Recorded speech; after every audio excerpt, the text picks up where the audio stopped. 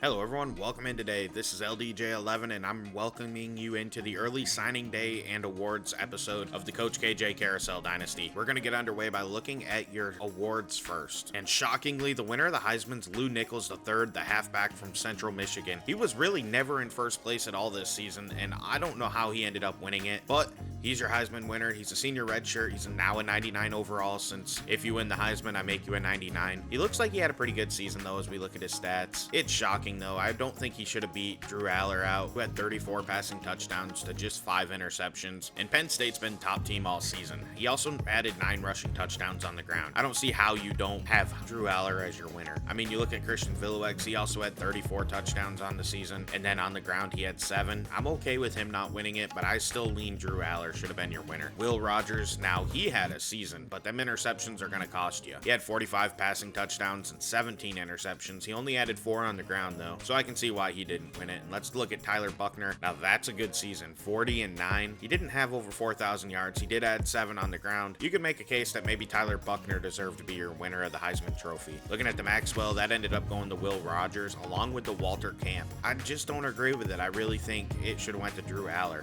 However, if you look at the Bednarik, which is great news for us, Derek Wingo is going to be the winner of it. He's a Gator. You'll love to see it. He had a really good season, and I'm glad that he got some recognition that he deserves. Now taking a look at the Nagurski, that went to Thomas Davis, a defensive end for Miami. He had 9 sacks and 30 tackles, 27 TFLs, so that's a pretty good year. The O'Brien went to Will Rogers as well. He got a clean sweep just because he threw all them touchdowns. I'd have knocked him though due to all them interceptions. Trayshawn Ward had a really good year, and he ends up being your Doak Walker winner, which is crazy. Lew Nichols isn't even up there. How the heck did they give him the Heisman Trophy? I don't agree with it. Kendrick Law is your Biletnikoff Award winner. He's a sophomore receiver for Alabama. Jaleel Skinner, a tight end from Miami, ends up winning the Mackey Award. That's the 2nd straight season. He's already a 95 overall. He's a beast. So as some of you may not know, if you win the Heisman, I make you a 99 overall. If you're a Heisman finalist, I make you a 95 overall. And then if you're an award winner, I automatically make you a 90 overall if you're not. And the same goes for first team All-Americans. If you're below a 90, I'll make you a 90 overall. And then if you're a second team All-American, I increase your overall to at least an 87. And then if you're a first team All-Freshman American, I make sure you're at least a 75. That'll give you a pretty good chance of developing into a good player later on if you come in at like, I don't know, a 68 overall and become a first team All-American freshman player. And looking at the Butkus Award winner, that's also Derek Wingo of Florida. You'll love to see our guys taking home some hardware. It's only been one guy, but I'm happy with it either way. But to finish up my thought quick on the overall adjusting, I just think it's the easiest way to make sure that the people who play well get rewarded and they remain at the top of college football until they leave. And if they are not a real player, they will end up in our new Madden franchise that'll be coming out soon as the draftable players. The first year of it won't have too many. It'll basically only have true juniors that declared, but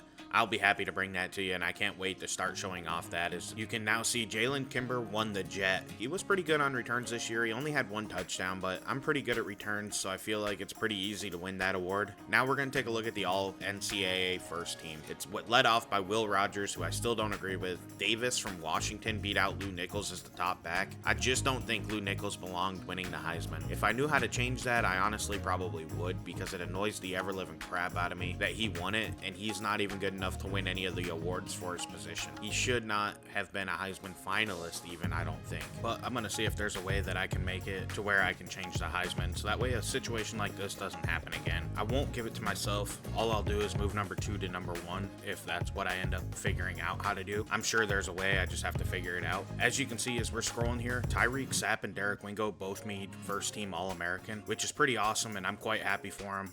Wingo was already over a 90, Sapp was almost a 90, so he's now a 90 as well. As we keep looking through the teams here, you can see Kamari Wilson also made himself a first team All-American at free safety, so he's also up to a 90 overall. I'm happy about that. The only downfall is I'm afraid we might lose all 3 of these guys to the draft, so we'll have to see. That's kind of what happens, and that's how attrition is in college football. If you win an award or you're considered a first team All-American, why not try and go pro? You can see here our left tackle, Cameron Waits, also was an All-American. Now, he was a second team All-American, but still, that's a pretty impressive award to win. So There's a good chance we might even end up losing him. I don't know though. We'll see. I can't wait for the offseason. We still have one more game to go and then I'll show off the national championship and stats. So we have some time left with this team before we move in the next season's team, but I'm pretty excited for it. I can't wait. The next thing we're going to look up is going to be your all freshman, all NCAA team. And this one here, like I said, if they're not a 75, they go to a 75. There's no way I want somebody who played pretty well as a freshman being a 68 overall being stuck there. The thing is, most of the time, nobody really ever goes up, especially with me using the modified recruiting classes that we get with our college football revamped recruiting revitalized. Or so I don't know. We'll see. There was a few though. I think I had 2 or 3 players that went up. Now let's get into our early signing day news. We're going to go in alphabetical order with everybody who we recruited that ended up committing. So let's get into it. First up's Akil Wesley. He's a 4-star corner out of Warner Robins, Georgia. He's the number 29 corner in the nation. So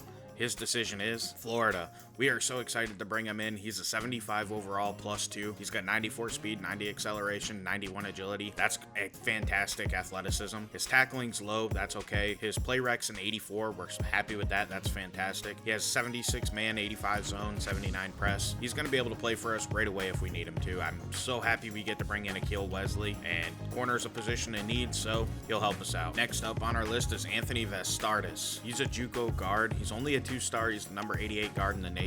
He's down to Florida, Arizona State, and Hawaii. Let's see who he chooses. And once again, it's Florida. He's a pretty good guard. He's a 67 overall +4. He probably won't make that big of an impact for us. He might be a backup. However, with our O-line situation, he may end up seeing some playing time. He's definitely a better pass blocker at an 82 than he is run blocker, which is 73, and his impact block's a 75. Like I said, I think he'll be a solid backup. I can't remember what year he is. He's either a sophomore or a junior though. Either way, on to our next prospect, and that's going to be Brendan Redwine, another JUCO guard. This one's out of Kendale Lakes, Florida. He's a 3-star and the number 32 guard in the nation. He has his list down to Florida, UCF, and USF. He's only a 65 overall. Let's see where he chooses. And once again, it's Florida, so we're 3 for 3 to begin this. He isn't nearly the prospect of Vastardis, but he's gonna maybe come in and get a little bit of playing time. He's likely just a backup, but we need depth on the O-line, so I'll take it. He's okay with 80 pass block, 75 run block, 69 impact block. Let's move on to our next one though. That's going to be Cameron White Jr., a 3-star middle linebacker out of Texas. He's the number 47 middle linebacker, and he has his list down to Florida, Hawaii, and Arizona State. He's only a 63 overall, and he's a -5, but let's see where he goes. And we have our first recruit we lost. He went to Hawaii. It's okay, honestly. He wasn't that great. The biggest thing is we need middle linebacker prospects as well. We're also thin at linebacker, so we needed him to come in and probably be a backup and maybe play as a senior or something, but it's okay. He's going to go to Hawaii. He might see some playing time right away. He was a solid player, but he wasn't special. Let's move on to our next guy. Next up's Chris Sneed. He's a wide receiver from Andrews, South Carolina. He's 6'2", 216. He's down to Florida, North Carolina, and Clemson. Let's see where he goes. And he chooses Clemson. We lose this one as well. He's a 75 overall, -3. He's only got 86 speed, so that's not fantastic. His catching's really good at 78.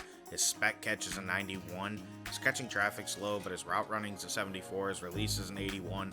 I really wanted Chris Sneed, and I thought he'd make a great addition. However, he decides to stay home in Clemson. Let's move on to our next guy. CJ Williams is a 4-star, number 30 corner out of Boynton Beach, Florida. We would love to bring him in. He's down to Florida, South Carolina, and Mississippi State. He's got 94 speed and 83 zone. He's going to be a bit of a work in progress at a 67 overall, -5. Let's see who he chooses. And he chooses Florida. We got him. He's going to be a developmental player. He's only got 75 man and 69 press, but his athleticism's pretty good, and I think we'll be able to develop him into a decent corner. However, he's probably a redshirt candidate even with our thinness at cornerback. Let's see who we have next. Quarterback Dana Garcia out of Potomac, Maryland, who's 6'9". That's huge. He's 223 pounds. He's also a 3-star and the number 80 quarterback in the nation. He's an 83 overall +13. Let's see where he goes between Florida, Penn State, and Nebraska. And he becomes a Florida Gator. This is a big get for the Gators. They're going to need some depth at quarterback behind Jack Garola. The 78 throw power is a little weak, but he has 87 accuracy. His speed's low, but he might be able to do a little tiny bit on the ground game. He's good at breaking tackles. That's probably just because of his size. But we're so happy to bring Dana Garcia to the team. He's easily going to compete to be our backup quarterback next season. Daryl Maringer's a corner who's a 4-star from Georgia. He's next up on our list. He's down to Florida, Miami, and Navy. Let's see where he ends up going at a 69 overall, which is nice. And he chooses Florida. He's only an 83 speed player, though. I have some concerns about him actually playing corner. He's a very strong candidate to become redshirted, maybe even move to safety, despite his 81 man coverage, 81 zone. He sucks in press at 68. I think he's probably more of either a slot guy or maybe even a safety, but I'm happy to bring him in. We need corner depth. Another place we lack depth is at linebacker, and we have Derek Jackson, who's the number 2 outside backer in the nation. He's down to Florida, Auburn, and UCLA. Let's see where he chooses. And despite being from Texas, he's choosing to go to UCLA. His 74 speed's a little weak, honestly, and his coverage skills are pretty good at 74, 81, 71. I just worry that despite being a coverage backer, his speed's going to hold him back. I'm almost okay with missing out on him. Good luck at UCLA, Derek Jackson, though. We have another corner up next. That's Demarius Scott. He's a 4-star out of Ohio. He's down in Nebraska, Penn State, and Florida. We'll have to see where he chooses. He's also a -6, though, so we'll have to see how that affects him as he goes to Penn State, our former team. He's got 92 speed, which is pretty good, 72 man, 80 zone, only 61 press. He's another work in progress type player. He has some good athleticism, so good luck to Demarius Scott at Penn State. We'll move on to our next guy, and that's going to be Doug Cottrell, a 3-star corner out of Zephyr Hills, Florida. He's the number 182 corner in the nation, and he's down to Florida, Miami, and Auburn. Let's see where he goes. And he chooses UF. He's got 88 speed, which is pretty good. We're happy with that. He's playable. He's also a gem and a 71 overall with 86 man, 75 zone, 79 press. This man's probably going to be on the field for us as a true freshman. He might even make an impact. We're excited to get to work with Doug Cottrell. Let's see who's next. Dyshawn Crosby's up. He's a 4-star middle linebacker out of Oregon, and he has kind of a weird top 3 as it's Florida, Tennessee, and Minnesota. Clearly, he wanted to get away from the West Coast. He's only a 65 overall, though, at a -6. Let's see where he chooses. And he's going to be a Gator. He's a bust, like I said. I don't know how much he'll play. He's definitely going to probably be redshirted. It's just a 65 overall with 77 speed. He does have pretty good power moves at 80. However, his tackling and his skills as a linebacker do really lack, so we'll have to see if we can develop Dyshawn Crosby. Let's see who's next. And that's going to be Earl Brown, the second 4-star quarterback out of South Miami Heights, Florida. He's down to Florida, Ole Miss, and Auburn. Clearly, he wanted to join the SEC. He's a 69 overall. He is a -6. Let's see where he goes. And that's going to be the Gators. Let's all welcome him in. He's an 82 throw power, 66 throw accuracy quarterback who's a -6, 69 overall. He's got a little bit of speed at 77, but he doesn't have a whole lot of rushing skills. He's definitely a balanced quarterback who can run a little bit. He's going to need some development, but we might be able to make it work with Earl Brown II. I'm excited to bring him in. He's more depth at the quarterback position. That is much needed. Next up's Jermaine Boyette Jr. He's a 70 overall middle linebacker out of Palm Bay, Florida. He's a 3-star. Let's see where he chooses. He's down to Florida, FAU, and UCF. And it's the Florida Gators. He's got 83 speed. His agility sucks at 50. He does have 91 acceleration. His tackle's pretty good at 78. His hit power is a 75. He doesn't have a whole lot of pass rushing skills, but his block shedding's a 76. He has pretty good man coverage. We're okay with that. He might actually get on the field and make an impact for us. That agility's the big thing I'm worried about. Let's see if we can develop him, though. Next up's Gyasi Blanks. He's a 5-star player. He's the number 2 halfback in the nation out of Illinois. He's down to Florida, NIU, and Oklahoma. He's an 81 overall. Let's see where he goes. And that's going to be Florida. We are thrilled to bring him in. He's only got 86 speed, but 84 break tackle's good. 91 elusiveness is really good. 88 juke move, 82 spin, 82 carry. I am so excited to bring him in. His injury's a little low at 60, but I think at 6'3", 210 pounds, Gyasi Blanks is going to develop into being a force for the Gators. He's a player I'm really excited about, and a huge 5-star get for Coach KJ. We have a 4-star corner up next, Jadon Williams. He's out of Florida. He's down to Florida, Clemson, and Miami. Let's see where he goes. And that's going to be Clemson. He has 89 speed, which is pretty good. His tackling's low. His coverage skills are kind of low, even at a 73 man, 72 press. His zone's pretty good at 84, but honestly, this is one that I'm not too upset about missing on. Good luck at Clemson, Jaden. We'll see you later. We have a tackle up next, and Jake Park. He's the number 56 tackle in the nation. He's a 3-star. He's out of South Carolina. He's down to Florida, Arizona State, and Georgia. Let's see where he goes. That's going to be another Gator victory. He's a 69 overall +2. He's got 77 pass block, 80 run block, 81 impact block. He may actually come in and compete for a starting job. I'm a little worried about us losing Cameron Waits to the draft. I haven't done the offseason yet, so we'll have to see if he does go pro, but he could come in and compete if we need him to. We have a wide receiver up next, and Jalen Robinson. He's a 4-star player out of Mississippi. He's the number 25 receiver in the nation. He's 6'2", up 205. He's down to Florida, Oregon, Texas. Let's see where he goes. And he's going to become a duck.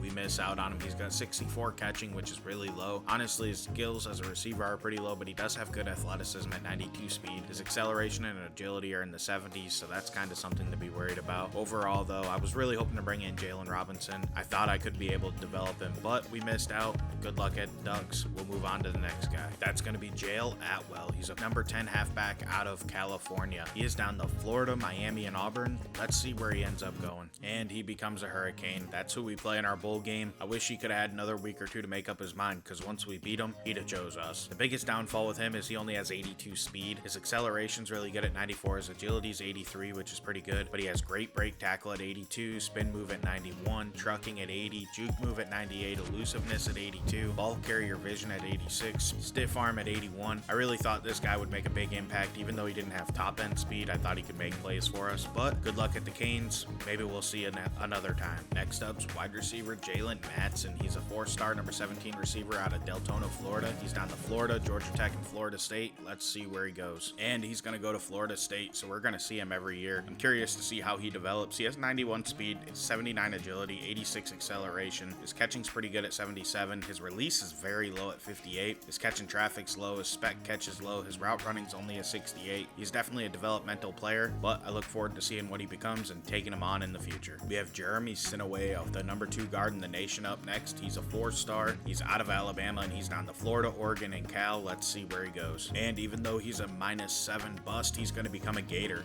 He's only a 69 overall, but he has 78 pass block, 74 run block, and 73 impact block. He's going to honestly come in and maybe compete for some playing time as well, so I hope we don't need to use him. Maybe we can develop him before he gets on the field, but let's see who's next. And it's JJ White, the number 1 player in the entire nation. He's an 89 overall, -2. I really hope we can get him. He's going to be a beast. He's down to Florida, Miami, and Florida State. Let's see who he chooses. And in a massive win for Coach KJ, he's going to become a Florida Gator. This right here is a program-changing get. He's kind of like when Jadeveon Clowney went to South Carolina. We are so excited to bring JJ White to the team. He is insane, man. He's got 86 power moves, 90 finesse moves, 74 block shedding, 94 tackle, 84 hit power, 90 play rec, only 73 speed. We hope we can improve that, but this dude's insane. He is a beast, and I cannot wait to use him. Coach KJ has got to be happy getting the top player in the nation for the Gators, and now we have Jonathan Jean, a 4-star wide receiver out of Texas. He's down to Florida, Maryland, and Syracuse. Let's see where he goes. And he's going to head to Syracuse, New York, and play for the Orange. He's got 71 catching, 91 speed, 87 acceleration, 78 agility. You know, he's a pretty good player. He's gonna need a lot of development, but that's the type of program Syracuse is. Now we're gonna take a look at Jordan O'Neal. He's the number 1 quarterback in the nation. He's 6'7", 220 pounds. He's down to Florida, Baylor, and Texas Tech. Let's see where he goes. And it's gonna be Florida. He's a -12 and a 74 overall, so he is a big bust, but he is still a pretty good quarterback. His throw power and throw accuracy do kind of suck at 70 and 72 respectively, but his speed's decent. He's gonna be more of a long-term development project. We'll see, maybe he ends up playing for us, but this one I'm not as excited about as I thought I would be when I started recruiting him. Next up, we have Josh Stewart. He's a 4-star number 7 defensive end out of Florida. He's a -6 and a 71 overall. Let's see where he goes. And he's coming to Gainesville. He's a pretty good player at a 71 overall. He's somebody we're gonna have to develop. Now he is 6'1", 300 pounds, so in our scheme he's probably more of a defensive tackle, but I'm not gonna move him there right away. He does have 86 finesse moves, which is pretty insane, so I think he could be a really good player, and he might end up being a D tackle for us. But I'm excited to bring him in. He looks pretty good. Next on our list is a JUCO, what I believe is a sophomore player. That's Kewan Haas, 6'2", 176. He's a 4-star corner. He's the number 12 player in the nation out of Texas. He's an 82 overall, so he'd probably be a starter for us from day one. He's down to Florida, Minnesota, and USC, and he chose Florida ultimately. We're super excited to bring him in with that 92 speed, 95 man coverage, 88 zone coverage. His press is a little lower at 77, but I think he's going to be a really good player for us. He has good athleticism right off the rip. I cannot wait to use Kewan Haas. He's probably going to be our number 1 guy next season. Next up, we have Macario Dorba. He's a 4-star receiver. He's the number 12 wide receiver in the nation. He's down to Florida, Georgia Tech, and Tennessee, and he is exactly who we thought he is at a 78 overall. And he chose Florida as well, so he's an 88 speed player. His agility's a little low at 78, but I think he's a pretty good receiver. I mean, you look at his catching ratings and stuff, they're all in the mid 70s. Route running is high 70s. Release is 73. I think he's going to be a really impactful player for us. Maybe not as a freshman, but he's going to play. Next up, we have Michael Van Dyke. He's a 4-star guard out of Georgia. He's down to Florida, Florida State, and Texas A&M. Let's see where he goes. Once again, though, he chose Coach KJ and the Gators. He's a 71 overall +1 guard. He might play for us early on. I hope not, but he might play as a freshman. He's got an 80 pass block, 84 run block, only 65 impact block. That's really low. His strength's at 82. He has some developing due, which is why I don't want him to play as a freshman, but we'll see. Next up, we have MJ Bell Jr., a punter. He's down to Florida, Alabama, and Georgia. Let's see where he goes. And he's coming to Florida. He's an 86 overall punter with a +26 gem. He's a beast with 97 kick power, 77 kick accuracy. Honestly, I hope we don't need him much, but he has a chance of being an All-American, so welcome to the team. Next up, we have another punter. That's Nick Ryder. He's the number 4 punter in the nation. He's down to Florida, Alabama, and Florida State. Let's see where he goes. And he's coming to Florida as well. The problem is he's not near as good as MJ Bell Jr., so he probably won't play for us. He's a +14 gem at a 78 overall. He's got 85 kick power, 69 kick accuracy. He's going to get redshirted, and I wouldn't be shocked if he transfers away. Next up, we have Noah. I don't know how to say his last name, and I'm going to learn how to, but he's a 3-star corner and the number 117 player at his position. He's an 81 overall +13. He's down to Florida, Auburn, and Georgia Tech, but he chooses Florida. He's got 93 speed, 95 acceleration, 79 agility is a little low, but his coverage skills are on point with 86 man, 92 zone, 77 press. He's probably going to be another day 1 starter for us on the outside. I wouldn't have guessed it when I started recruiting a 3-star, but I'm happy we did. Welcome to the team, Noah. Now we have an athlete, Richard Leslie. He's 5'10", 186. He's a 73 overall. He's down to Florida, UCF, and Mississippi State. Let's see where he chooses to go. He's going to UCF. He chose them over Florida. He's kind of slow at 85 speed. He looks like he might be a corner. I just don't think he'd be a great corner with 85 speed. Honestly, I'd consider putting him maybe at like running back or something because he has some decent break tackle and a little bit of elusiveness, some spin move, some juke move. Either way, I think he'll be a really good kick returner, so good luck at UCF, Richard Leslie. Next up, we have Seth Harden. He's a 4-star defensive end out of Clemson, South Carolina, and oddly enough, his top 3 are Florida, Michigan, and Nebraska, and no Clemson to be seen. He's an 84 +6. Let's see where he goes. And he's becoming a Gator at an 84 overall with 76 speed, 91 acceleration, 74 agility, 76 power moves, 67 finesse moves, 82 block shedding, 84 tackle, 86 play rec, 87 hit power. He's probably right now a little bit more of a run stopper than what he is a pass rusher, but I'd like to see what he develops into. Next up, we have another JUCO. That's Travin Elliott. He's a corner out of Virginia. He's down to Florida, Clemson, Tennessee. Let's see where he goes. He also becomes a Gator with 88 speed, 86 agility, 84 acceleration, 79 man, 83 zone, 74 press. He's developmental. Hopefully he's only a JUCO sophomore. I don't remember what year he is. Next up, we have Xavier Hurd, another cornerback. He's out of Madison, Wisconsin. He's down to Florida, Oklahoma State, and Northern Illinois, and he chooses NIU. Honestly, it makes a lot of sense. As a 3-star, he's going to get playing time there. He's got 83 speed. He's a pretty good player. He's not really that much of a athlete though, so I think he belongs in the MAC, and I think it's a good place for him. Now we're going to move to our last prospect, and that's going to be Zach Poitras. He's a 3-star corner out of Florida. He's down to Florida, Auburn, Miami, and he chooses Florida at a 74 overall +5. He has 93 speed, 82 agility, 86 acceleration. His man coverage is an 81, his zone's an 85, his press is an 80. Honestly, he could be a really good prospect, and he might see the field this year. I'm excited to use him. Now we're going to take a look at where our class ranks in the early signing period. And as you can see, we're number 1 in the nation. We have all 25 of our recruits. We have 3 5-stars, 12 4-stars, 7 3-stars, and 3 2-stars. That's a pretty good class. I don't know if we'll be able to hold on to the top spot later. Ohio State's a strong program, and they already have 4 5-stars, so they might be able to surpass us. But I'm pretty happy with that. Coach KJ should also be pretty happy with that as well. I mean, to come in with number 1 class in the nation this early on shows quite a prowess, and hopefully that helps him develop Florida in the future. Now, I do think we were driven up a little bit by getting some average players on our team that should have been better based on how their star ratings fell, but honestly, we'll take it. We're happy with that. Now we're going to take a look at our recruits. And as you can see, Jordan O'Neal's considered a 5-star, but we know he's not that good. He's a bit of an overrated player. We have a few 4-stars that are the same way, but honestly, I'm happy with number 1 class. I can't complain. It's a great way to end our early signing day, and we're going to get into our bowl game next. I really do look forward to bringing that to you guys. That'll be the next episode. This is LDJ11. I want to thank you for watching. Please like and subscribe. Have a great day. Tell me if there's any recruits you guys are really happy about, and I'm out.